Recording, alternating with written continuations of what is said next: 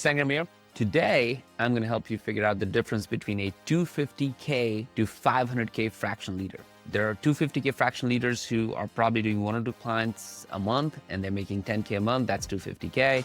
A 500K client may actually have 3 to 4 clients, maybe roughly that, or even could have 2 clients doing 25K per client per month. And the difference is not what you think, and it's definitely not more work. So let's break it down. What I'm going to go through is 7 different ways to help you recognize how a 250K fractional or a consultant thinks about and how a 500K consultant advisor thinks about. Now, this is a common question I get all the time, and here's why. We built a $7 million advisory business, just Brian and I, since 2021 when we wrote the book and built this go-to-market operating system. And here's the process. We followed a process to do it. And it made us realize very quickly that the way people pay is not based on how much work you do. The way people pay is based on how much more quality work you do. Now, the difference is massive. The difference is you making 250K versus you making 500. And you know who make that kind of money, that's life-changing. And there are people who could make all the way to $1 million. But before we talk about $1 million, you have to figure out what a 250K person thinks and what a 500K person thinks. And I don't know where you are right now. You might be making 100K and even 250K might be stretched, but you'll learn a lot along the way. If you're at 500K, this is going to solidify the things that you focus on and you need to focus on more of to get to $1 million. We built a $7 million business, now almost $10 million in the last 5 years, following these principles, these thoughts around it. So let's get into it. Here are the 7 different ways to think about the mindset of a 250K versus a 500K consultant. So let's get moving. 250K fractional is often reactive, which means you're probably thinking inbound. You're probably thinking saying yes to any kind of referral that comes your way. Doesn't even matter if it's in your ICP where you can just nail the work. You're just trying to get more. And you're adjusting the scope of every deal that comes your way. So it's very sporadic in a way. But here's what a 500K fractional or advisor or consultant does.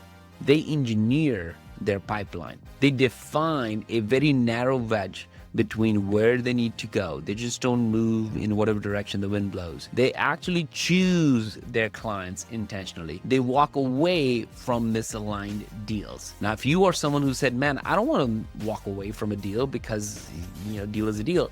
That's the mindset that stops you from making more money. And the control that you need to have at a 500K is that the control is really what's going to beat convenience. You have to get out of the convenience market of I'll take whatever it goes because that's what makes you busy, as opposed to focus on control, where you need to focus on. And again, we know this because there are 100 plus certified partners today. You can go and look at them on GTM Marketplace. They're all roughly making at least 250K to 500K, and some are making over $1 million a year. And we're learning every single day. We do this mastermind. So here's how we think about it every single day, every single week as we work through it. So that's the first one. How do you get clients? 250K, things like I want to get clients. That's where they think their mind is. There's a 500K things. How do I control revenue? That gets us to point number 2. 250K fractional advisor consultant sells capacity, whereas a 500K sells outcomes. So at 250K, the pitch sounds something like this. I can help you with demand gen, messaging, pipeline, and everything under the sun. At 500K, you might sound something like this. I lead a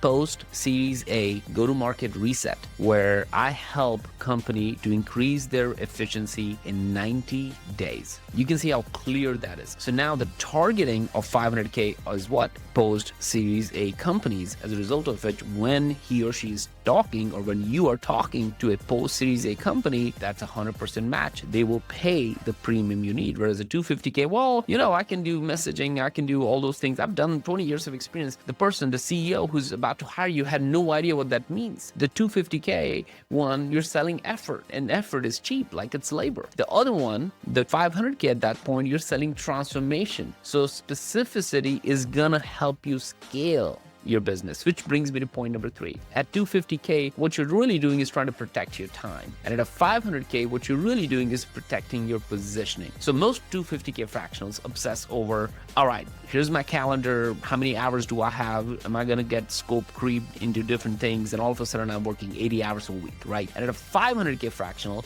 you obsess over what I call perception. You are obsessed with authority, making sure you're working on the right things and the referral is coming from the right place. You're focused and obsessed about market narrative. Are you going to be known for this or not? You think about April Dunford. She's known for positioning only. She can do 100 other things, but that is what she has made her narrative around. You're focusing on strategic altitude because the higher you go, the higher you can charge. So you operate as executives, not contractors, whereas a 250K and you're making 2-3 clients at 5-10K, you're really acting as a freelancer, contractor, that kind of person, as opposed to an executive who comes in and transforms the business. Guess who makes more money? You guessed it right. The person who does transformation is going to be making a lot more money. Which brings me to point number 4. At 250K, you take what's available, whereas at 500K, you're building leverage. So at 250K, it often looks something like this. 6 or 8 smaller clients, you have mixed scope all over the place, you have a high context switching, and context switching has cost. Imagine you are working in the morning on a really tactical email thing, and in the afternoon on sales thing, and in the evening you're working on trying to put the messaging together.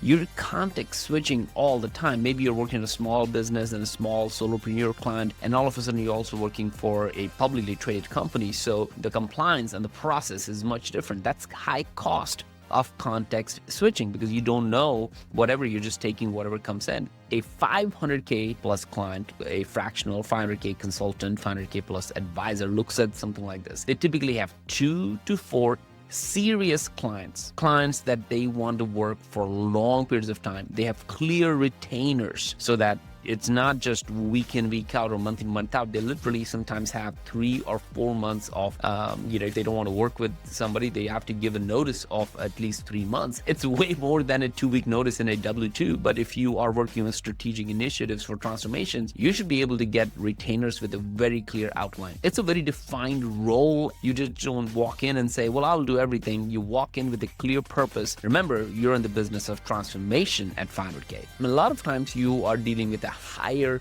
level problems because here's the truth. Fewer clients, bigger impact can drive bigger revenue for you, bigger outcome for you, bigger rate that you can charge, higher value. That's the leverage that you're looking for. So at 250, you take whatever you can. At 500, you're very, very serious about every one of it.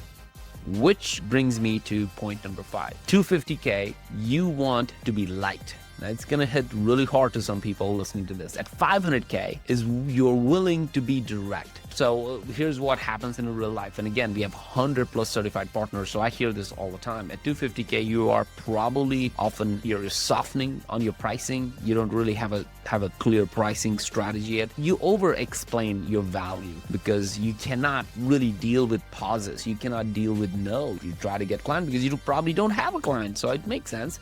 But that is what's stopping you from raising your price. You are probably hesitant to challenge the CEO who's typically looking for you. The reason they're hiring is because they want somebody who can not only do the work, but also can help them get better at the outcomes that you want to do. At 500K, you're pricing with confidence. Why? Because you know what you deliver. You don't have to over-explain. You speak plainly.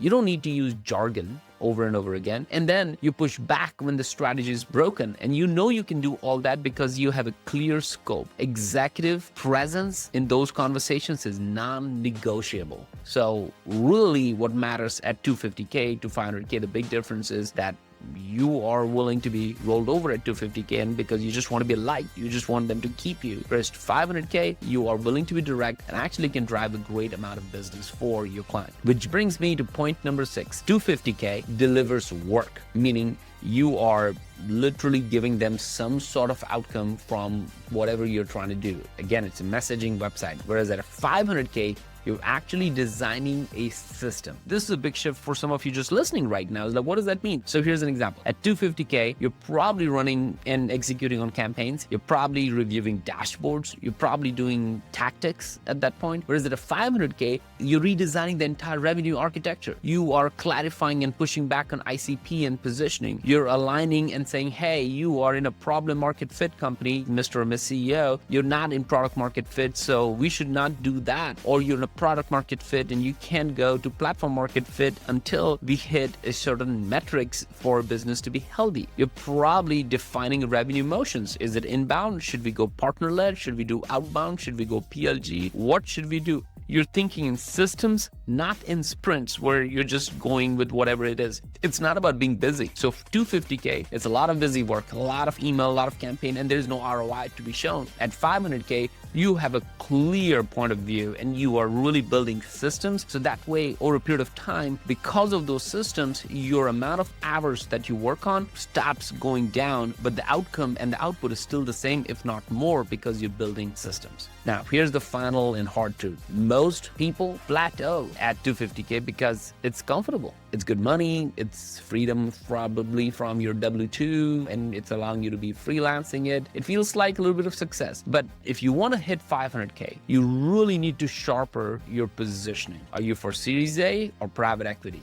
Be clear. You probably need a stronger selling and positioning around what you're trying to do. So which means you have to have a clear pricing. You need to focus on bigger problems. Problems of emails or sales calls or scripts is not a big problem. You don't get paid for that. Transformations are actually bigger problems. Helping CEOs and your clients getting to ICP positioning, or trying to figure out which go-to-market motion to run, or trying to figure out which market to enter. Now, those are bigger problems that have higher stakes, requires you to have more confidence, and you'll be paid way more. It's not about doing work. Hopefully it's very clear through all these points. It's not about doing more work. It's about operating at a higher level. So the big question for you is, are you building a freelance practice? And if you are, you take all the notes I gave you around 250K and go building it. But if you're trying to build a $500,000 to $1 million business, then you need to have an executive operating business. The answer will determine how far your ceiling is and how far you're willing to go. So if you want more information, you can go to runongtmos.com, and we help